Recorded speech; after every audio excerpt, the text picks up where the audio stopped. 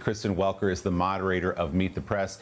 Kristen, good morning. It's always great to see you. Boy, there's a laundry list of stories we could talk about with you, and you got a busy morning ahead of you. But let's start with that Senate primary race in the state of Michigan, because one of your guests this morning will be Abdul El-Sayed, who defeated by a narrow margin the Congresswoman there, Haley Stevens from Michigan. And it sets up this conversation about the battle internally in the Democratic Party between sort of centrist mainline Democrats and this progressive wing, which won in Michigan. So what does that fight look like inside the party right now?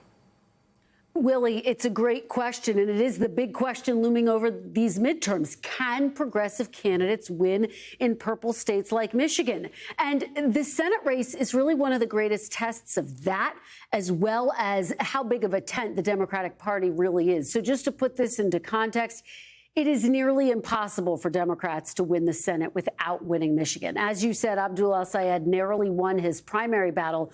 So the challenge for him will be winning over those who voted for his opponent and moderate independent voters who could sway the entire election.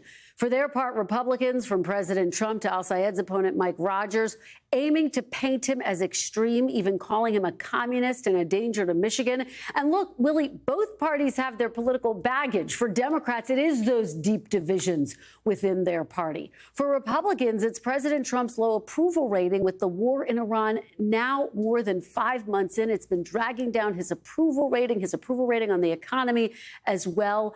All of this with just over 80 days to go until Election Day, Willie.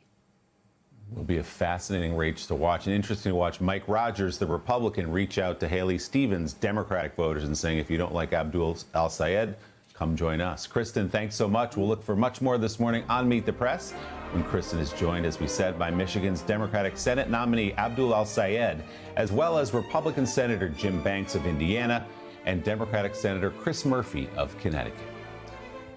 Hey, thanks for watching. And don't forget, you can catch the Today Show every morning on NBC, or take Today when you're on the go. Just follow the Today podcast on Apple Podcasts, Spotify, or wherever you listen.